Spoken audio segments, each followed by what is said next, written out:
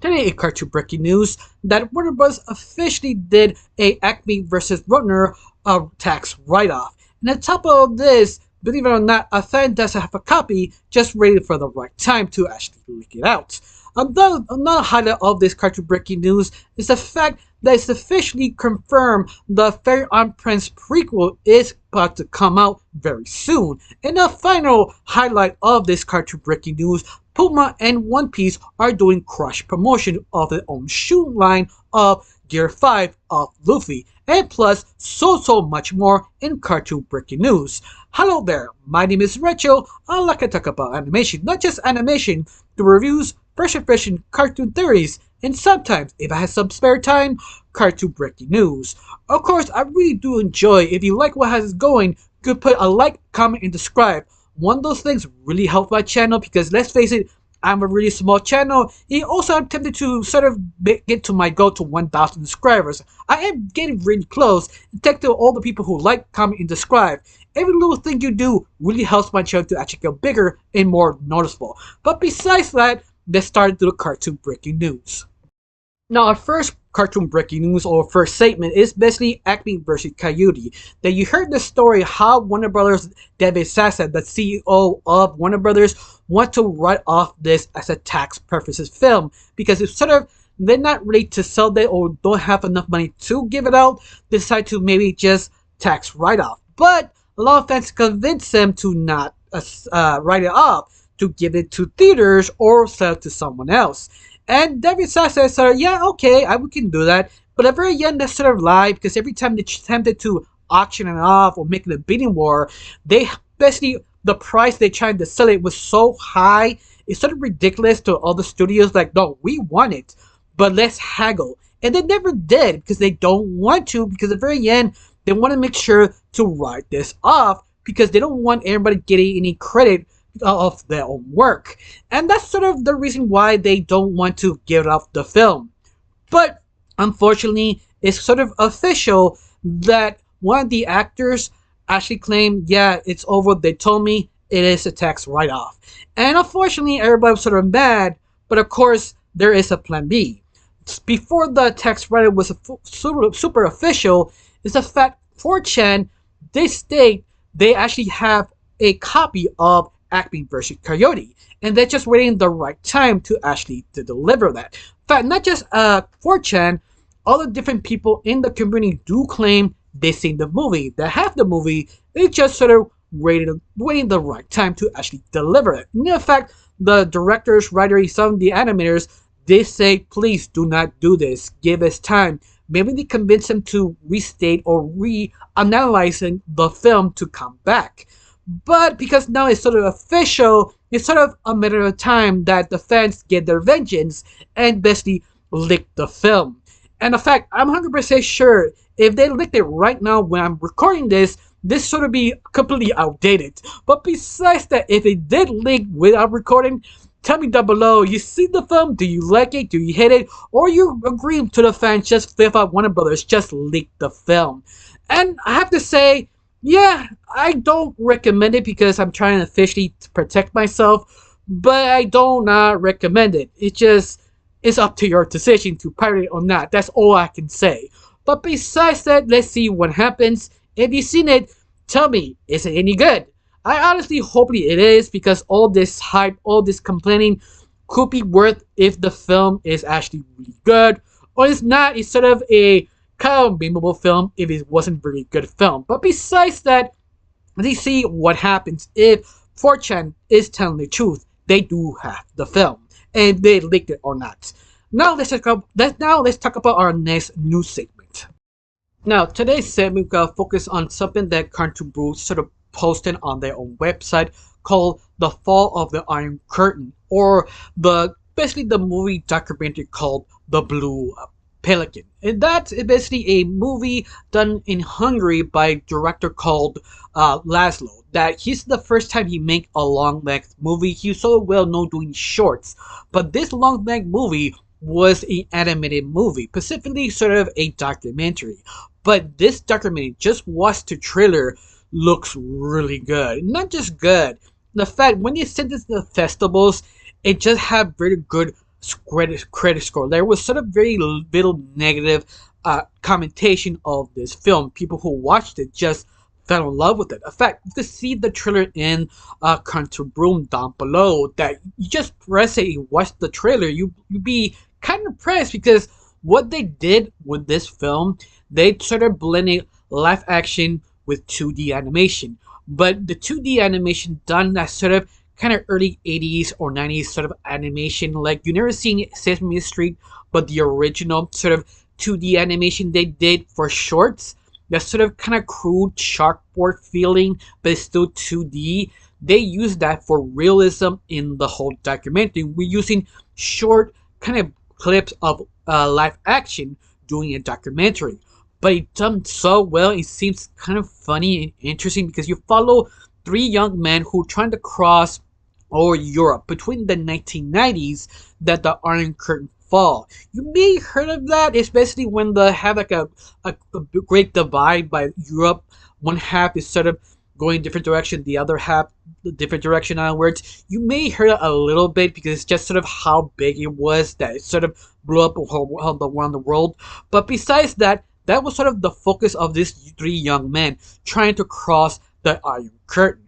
But it's sort of stories been told by the director. It just sort of molded them to this film, but done all by actors. That is sort of kind of different, but at the same time, now we don't know.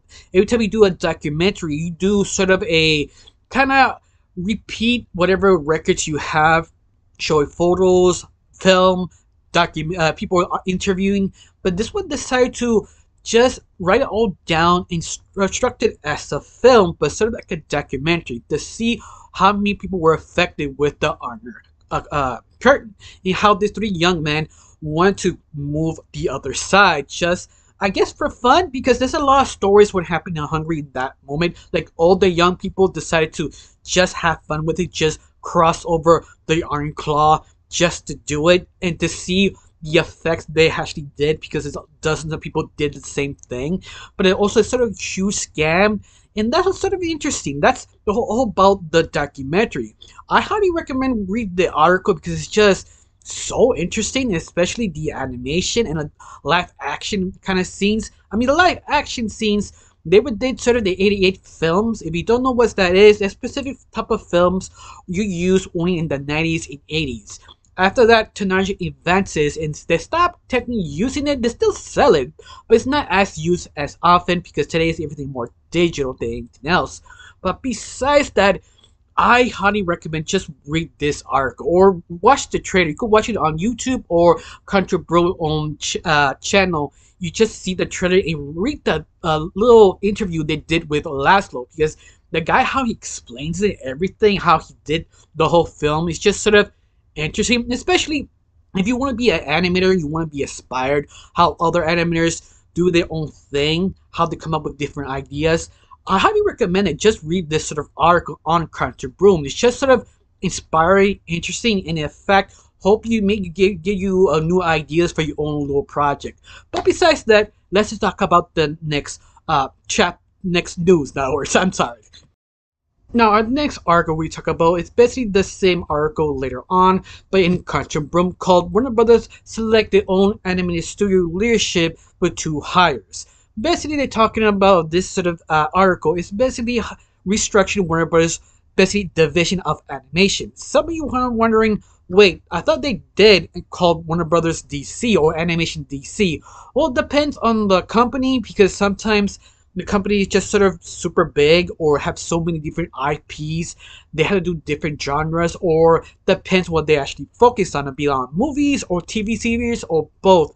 This is the reason why we go in other studio, for example, like Disney. Disney has 2 different animated studios, Pixar and Disney Animation. They have separate because they have completely separate goals. And Warner Bros. Is no different. That's why they restructure Warner Brothers Animated Pictures to actually make another animated series, because they have focus on to making 2 films a year starting 2026. This is the reason why they actually hire a new, basically a boss of that specific studio.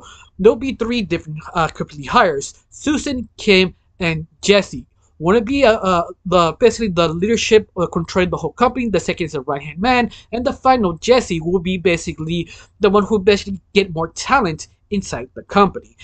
Basically, that's what they're gonna do. But I found it fascinating how long they took them to actually make this sort of decision, because sometimes it takes a little while to actually find the right people, and these three people are very talented and actually have experience running company, because all three ladies actually did work at Netflix, DreamWorks, and also all the different projects. You could actually read all their sort of history, what they used to work in different studios.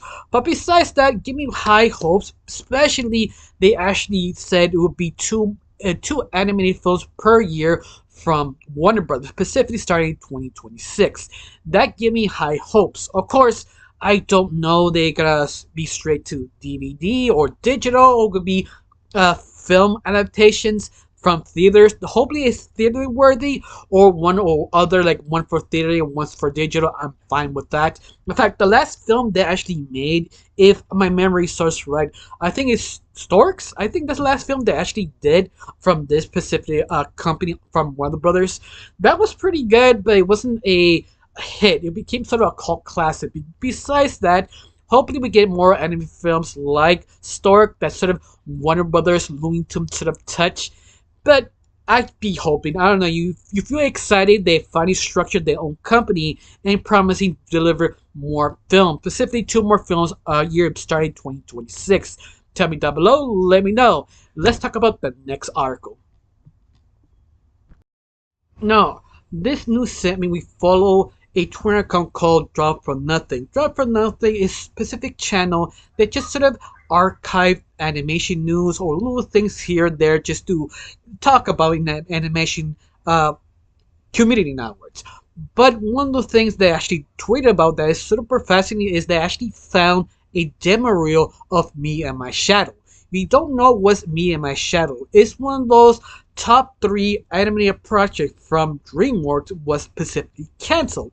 But this project was so beloved, it's just so interesting that fans wanted to be real. They wanted DreamWorks to make it because the idea is just so good. If you just got slipped on your own fingers because it's so close to actually start it. You have everything almost done. You just have the manpower to do the project.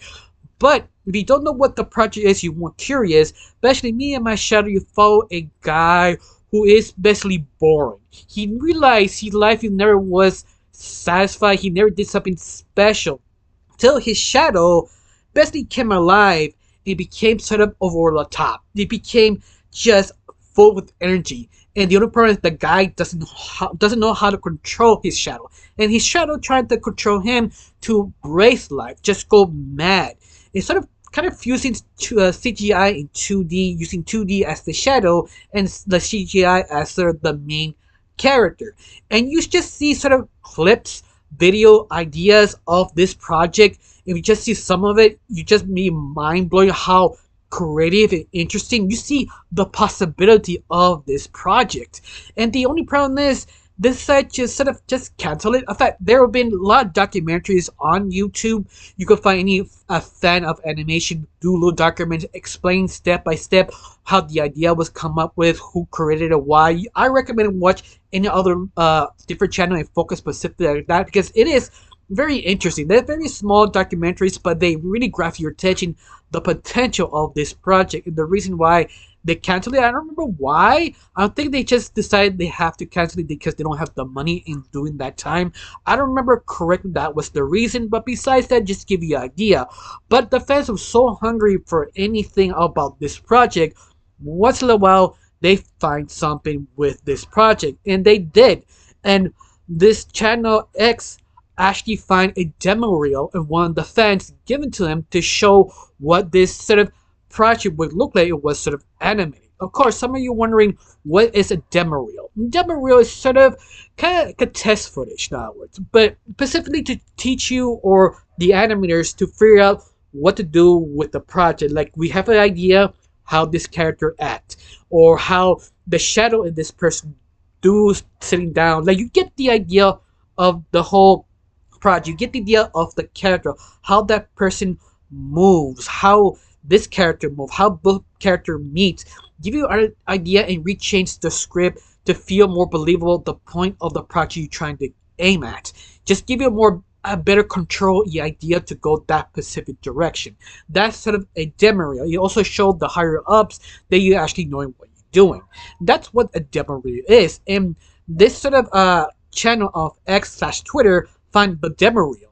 And the demo reel, you just follow the main lead, figuring out his shadow is alive and going back and forth, figuring out what to do with the shadow and figuring out his situation. But the only problem is the demo reel doesn't have audio or any commentary or anything. It's just quiet, and that's the only disappointing thing. But at the same time, it's better than nothing. You actually have something to have more inspiration. What was the idea of this project? Hopefully, DreamWorks decide to greenlit this project again, or hopefully the creator have the chance to go somewhere else with this project to do it. But I don't think he has the right. But besides that, it's something if you want to know about it, just look at it on Twitter or here on YouTube. Just be in my shadow field project of DreamWorks. You'll be fascinated how interesting that really is.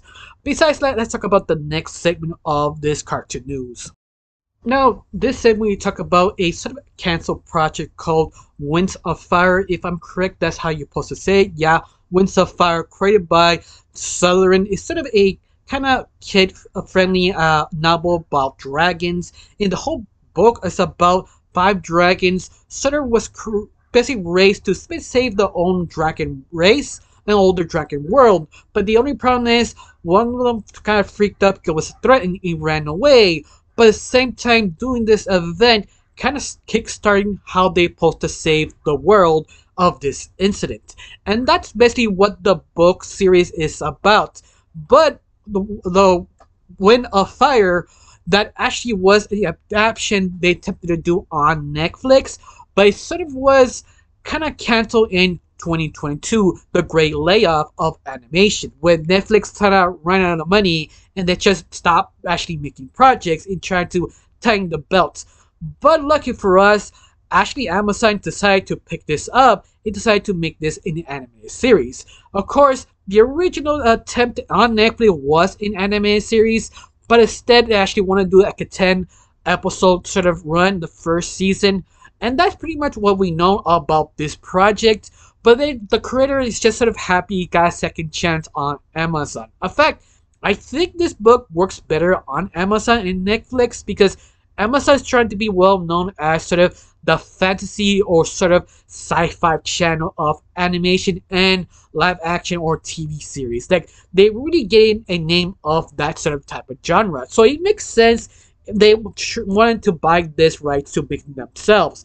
In fact, to give sort of fans a little hope, this will be sort of help produced by the people who create Miss Mabel and Jack Reeser. But they're not be in charge. They just sort of look over it now where it's hard the right people to just make this anime series work. Of course, I've never heard about this book series. I don't know if it's actually pretty good or not, but supposedly they did sell a lot of books, and that itself is enough to make a own anime series. In fact, you ever heard about this book series?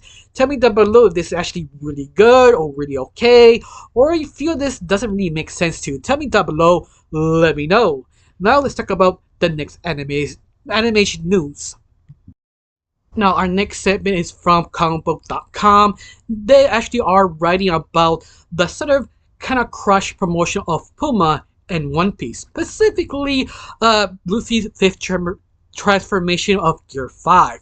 And I was sort of surprised I started reading this, and I was sort of kind of hyped because, let's face it, Luffy and Puma, of course, it's not the first time One Piece do sell merch out of their own territory. In fact, you could find a shirt of Gear 5 of Luffy like somewhere on the wild. You can actually find in the stores or something, but Puma specifically focused on the shoes, and they showed the post and also the photos what the box art and the shoes would look like. And on top of this, they also promoted clothes from Gear 5 of Luffy. Like, I think the clothes are not that good, but how the article sort of explained the reason why they decided to cross-promote with One Piece from Puma is because of Netflix adaptation of One Piece. Because it states in the article One Piece was popular before the Netflix adaptation. It was basically well known, but because of Netflix because use sort of normies to get more convinced to watch One Piece,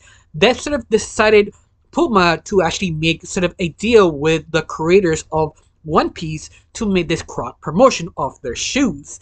Even that, I'm not a huge fan of One Piece. I used to love it. I sort of dropped off a long time ago because just so much filler. I just recommend read the manga instead. But besides that, I'm probably excited to actually buy this because usually I don't buy merch that much. If I hit something really like, I do buy it. And the box and the shoes, I'm like, it looks pretty tight. I mean, especially if you want to see the shoe, you can read in comicbook.com article, or I can show the image right now. And the shoes, what it look like, it looks pretty tight. The clothes they trying to sell feel kind of basic. I don't know you. It doesn't really grasp my attention. In fact, you buy the clothes or the shoes, or you just think it's sort of neat. To me, I really enjoy the shoes, especially the box art for the box and the basically poster they're trying to sell with the box. I probably will buy those if I have the chance. But other than that, what do you think about this article? Is it fun? You feel interested? You want to buy this or not? Tell me down below. Let me know. Let's talk about the next article.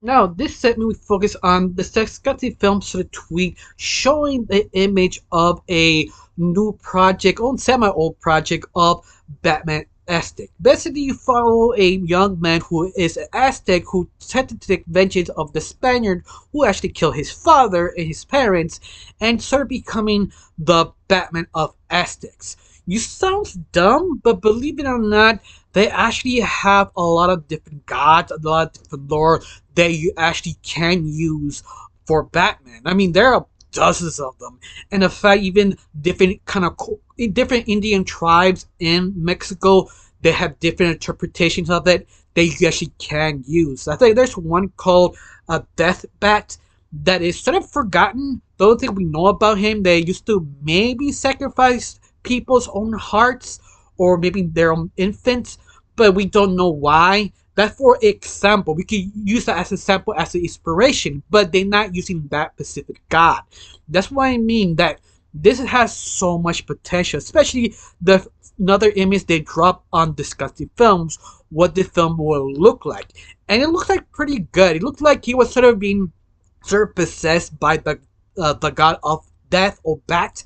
And that's just sort of interesting because you can still use so much lore with it. Also, they show later on how maybe their version of Two-Face would look like. You also the Joker. You probably find it on DC sort of kind of community seeing some of the image, and this looks very promising because they try to be accurate. It also respect the sort of the culture, but also be creative of the stacked legends downwards. But besides that, I am very hyped, especially this new image they dropped, because I am maybe review this film when they actually drop, because I want to see that. I want to see how inspired they were of my people sort of lore. If you don't know, I am Latino, so yeah, anything Latino, I am excited because I want to see someone's interpretation of our stuff. It's something that I just get excited to see someone trying to do something new. But besides that, are you hyped or not? Are you interested? Tell me down below, let me know. Let's talk about the next segment. Now, another one that's sort of from Animation World Network that actually posted on their own website that McDonald's making his own anime. In fact, the first episode come out on Monday, the 26th February. So yeah, it depends when I upload this video. That's the time they actually put the first episode. You have 3 more episodes moving forward. It's also a manga. Now, of course, it goes down that sort of the reason why McDonald's made an anime on this sort of article is basically saying they just wanted to kind of represent more about anime, more why they people keep selling us. It's now time us to sell them. At least that's sort of how it was sort of written. Yeah, actually, if you do your homework, you find out that McDonald's not doing so well in Japan. In fact, they actually is kind of raising the prices, I think 3 times about, if I read it right. And this is the reason why they decided to make an anime slash manga of their McDonald's, because they're where the otaku fan base of anime like to put their fake McDonald's on their own movie or TV series, so why not fully actually embrace it? In fact, the whole short or small arc about the shorts, especially focusing on the special sauce they make that convinces people to eat the burger nowadays. In fact, each short is focused on specific genre: one in fantasy, one in action, one in romance, and one of magic. Yeah, each episode focused on one specific genre and understanding the magic sauce of the McDonald's. And this is the reason why McDonald's making an anime. I mean, that is sort of kind of sad, but also sort of interesting because they decided to do something very different to attract people to actually watch it. 100% sure it's not because of the constantly sort of rip-off versions of McDonald's in anime. Actually, it's a little bit more of that because no, long while ago, Twitter slash X have this sort of weird tantrum of the animated commercial they did for McDonald's, promoting just the food McDonald's and basically a family eating McDonald's, and that's it. And they, how dare you, do not promote this or something like it. It's just sort of weird how they got mad just having a small family eating McDonald's. That's it. There was no political nothing. But I think because of that outrage and that sort of weirdom that people are just not stuck about that anime eating McDonald's, I guess the sort of decision forced them to make their own anime just to promote more McDonald's because how kind of desperate they are. Because let's face it, if you don't know, eating outside in Japan is more cheaper inside in actually your own home in Japan now, where it's because it's more expensive buying food and making food for yourself. For example, buying like a dozen eggs costs over there about $10. Right here it costs $3. So you make sense. Will you spend $10 for basically 12 dozen eggs, or buy a cheaper meal for $6 or $7 from McDonald's or somewhere else? Like, it sort of makes sense why they attempted to promote more kind of breakfast or lunch or dinner restaurants so they can have more customers and make more money. But at the same time, it's just sort of weird they just decided just to make this. I don't know if I'm gonna watch them or review it or talk about it, but I am fascinated to see how weird this actually goes. In fact, you've seen the first short on McDonald's. If you did, tell me, is it any good? You recommend it for me? No, that's it. That's all I need to talk about this article. If you want to read it, it's on the World Animation Network page. You can watch it and read it. It's just a small summary. It doesn't go that deep. There's something just you want to read it or not. I got nothing else to say. Just let's talk about the next segment. Now, this segment focuses on sort of an independent project called Atlantis Rocks. It's sort of an adult cartoon project, or aka a web series, attempting to create sort of a SpongeBob crossover with Sunny in Philadelphia sort of adult animated series. Basically, sort of a short of focus on a character called Flip, who has sort of have abandonment issues. He didn't have a strong family. He's sort of broken and satirical, but he tried to move up, being more adult nowadays. And that's sort of the idea of the project. It's basically sort of a kind of a parody of SpongeBob with a Scythe Philadelphia sort of misdemeanor, but almost like a positive ending nowadays. Let's just give you the idea what's the project. Of course, the creator did a Kickstarter, and they sort of met their goal of, I think, $3,000, but the actual goal, or their official goal, is $100,000. That's all you need to actually make at least a full 20-minute pilot. But the $3,000 right now, what they have, is enough to actually start with it. And to me, it sounds okay. It's something that I am sort of interested in. You probably will review the miniseries whenever this come out. There's something I want to just make you aware this actually exists. If you have some money, if you think you like it, you actually want to support this, because this is an adult cartoon. And they try to make it sort of very satirical but good kind of feeling. This is the reason why they compared sort of to SpongeBob made to Sunny in Philadelphia. There could be sort of a lot of violence, destruction, but at the same time sort of wholesome, and that's sort of their goal, and that's how they describe it. Now, the animation with the little clips here there we're trying to sell looks decent. It's not perfect, it's indie, and I said it a couple of times, we should support all the indie projects, at least the indie project that you care, just to be aware that Hollywood, we are interested on this specific project. the more indie we support, the more Hollywood will realize, oh, we should stop making Family Guy or South Park ripoffs. Let's start to fund our projects here instead. Just to give aware, if you don't want to support it, at least tweet it or talk about it on your Twitter account or YouTube account or Instagram or Facebook, just to sort of be aware this project exists with other fans of animation. That's just sort of I want to talk about this small segment. And that's pretty much it. Let's talk about the next segment. Now, our next segment will be another indie project from Kickstarter called Bloom. Now, this project is sort of a short anime series. It's just a sort of 6, 7, 8 short. They're asking for money to actually make their short under $50,000. But this short, they actually aiming show all the work and the artwork in the little teaser, what it would look like in the whole short is incredible. I mean, the art is just mind-blowing because this short is super ambitious. Now, the story of this short is basically a bunch of scientists called the mad scientists who create this sort of AI machine to basically go in a competition of a world of AI.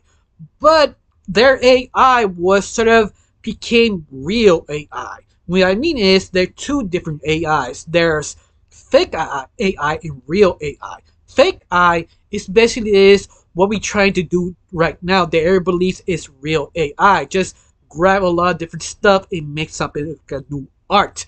That is fake AI.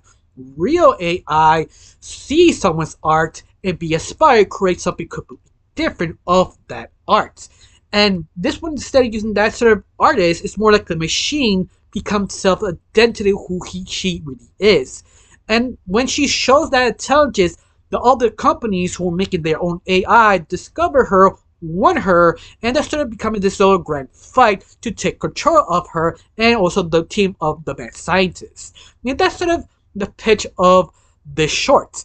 And you have to admit, this looks incredible. In fact, they already started open their Kickstarter and they barely have around, I think, $12,000. They're really close to the $50,000 they need to make this short. When you see the animation of the teaser trailer, you're really seeing there is a lot of work. I mean, this thing, it has so much detail, so much pump, so much attitude that you just like, yeah, just shut up, take my money. Because honestly, it's one of those looks would be great. In fact, once again, I said in my last video, or my last segment, if you want to support animation, you want to make sure Hollywood grabs your attention saying this is what we want as animation fans, especially help out, just give money or tweet about it. Or talk about your whatever Facebook or Twitter account or which account you actually have, just to be aware this exists. Because let's face it, this one, it could be a slap. This could be hard. This could be blowing up because you see how intense is, how well drawn really is, and also the music they choose. It just could be a banger. But that's what it looks like. We don't know who actually meant the goal. They barely started, but it looks like a good first step. Now, you're interested, you already heard about this project, tell me down below, let me know. Let's talk about the next segment. Now, this could be our last segment, I'm not 100% sure, but today, Animation Magazine is sort of reporting that the new prequel of FairlyoddParents, The New Wish, is going to come out this year on spring. I read all the reports supposedly on summer, but it sort of depends about Netflix what they decide where to put it. But besides that, it was ordered a total of 20 episodes, and the synopsis of this prequel series, especially is a character called Hazel, who is 10 years old, moved out of her old town to a new town called Dimmadome, that basically she is sort of kind of sad, alone, because she misses her older brother. I think she left for college, now he's sort of alone with her family, till her next door neighbors doesn't realize are the original godparents from TV Turner. They sort of retired for 10,000 years and decide to come back to make sort of a new godparent and a new godchild to make her wish come true. And that's basically the plot synopsis of this prequel. In fact, this prequel wasn't even a secret. It was sort of leaked ages ago. I mean, everything to the cartoon Bible, to the intro, to the character synopsis, to even the animation demo. A lot of things was leaked. Yeah, I guess this one was on purpose. I'm not sure. This kind of things, you're honestly not really sure if they do it on purpose sometimes. Sometimes they don't because some of the animators get unhappy in the project they're into and decide to stop it, just sort of leak it out by accident to see if they can stop the project. But besides that, it sounds sort of interesting because I did see the leaked images, also the test footage of fairlyoddparents. It looks actually decent, but the only problem is the writer they chose are all over the place. In most of the writers, they actually own projects were kind of questionable now. In fact, even Hazel, the character in the original cartoon Bible, she's supposed to be that sort of kind of Mary Sue in a way. They try not to make her Mary Sue, but how the cartoon Bible, how it reads, it sounds she's sort of a Mary Sue. Because if you don't know what a Mary Sue is, a Miss Perfect, someone who has no flaws. I can do everything I do with you, unintentionally, in other words. And honestly, you can make a Mary Sue work. Can possibly is probably the biggest example of all that. Probably the most well-known Mary Sue, that she is perfect, but her life is sort of a mess. Like she can't do her homework, she can't go in the classes on time, she cannot bake, she cannot drive. She's sort of her number life is a mess, but her secret ancient life is perfect because she is perfect. At least with her main job, in other words. Her regular life, she's a mess. And that's how you do sort of a Mary Sue. And I think that's when people are panicking, then Hazel becoming that sort of kind of annoying kind of character, especially what happened of the final season of fairlyoddparents, that they created a new character that I forgot her name what it was, but she was sort of another Mary Sue. That's the point that everybody's making a point of, that Hazel becoming the next problem from fairlyoddparents, misunderstanding how to create a female character. And that's sort of the complaint. But besides that, you really don't know till you actually see the series. It's something that I am sort of excited. Hopefully it does come out. In fact, did you hear about this series or not? You know, I mean, I have heard. It's something sort of hard to avoid because I've seen all the little things here and there over the months that you're just wondering when they actually gonna, I don't know, announce it, because they was basically dropped everything unintentionally. But besides that, the only thing I found fascinating about this article, that Butch Harmon is still working on this project, but he's not a writer or the lead writer or anything. He's sort of a producer. If you don't know what a producer is, basically it's the guy who take orders of the lead writers, like I need more help, I need more writers, I need more animators, I need a director, and the producer just compensates like, okay, let me find these people for you. And that's it. That's what a producer does. But besides that, I feel sort of fascinating where this actually goes, because we don't know if it'll be any good or not. In fact, I'm surprised they ordered 20 episodes. I guess they got divided in 2 seasons. But the article never explains they will be 10 minutes long per episode or will be 20 minutes per episode. Then I think if they do 1 season, I'm guessing it'll be 10 episodes each, because fairlyoddparents of the original series were 10 episodes. And that's pretty much it. But I'm sort of excited. Hopefully, maybe it's not be a total disaster, especially the writers they chose. Some of the writers are sort of questionable. Some of them is for Teen Titans Go, others of Infinity Train, and some of us just sort of questioning why they chose that specific writer. I mean, read the article, you're surprised which one they picked for this project. So this could be a really messy project all over the place, or it could be a sort of a masterpiece. We just honestly don't know. In fact, how you feel about this project? Do you excited or not? Tell me down below. Let me know. And that's all I can say about this sort of cartoon breaking news. What's your favorite thing about this breaking news? Tell me down below. Let me know. I got nothing else to say. Just thanks for watching. Don't forget to subscribe and have a wonderful day. Bye.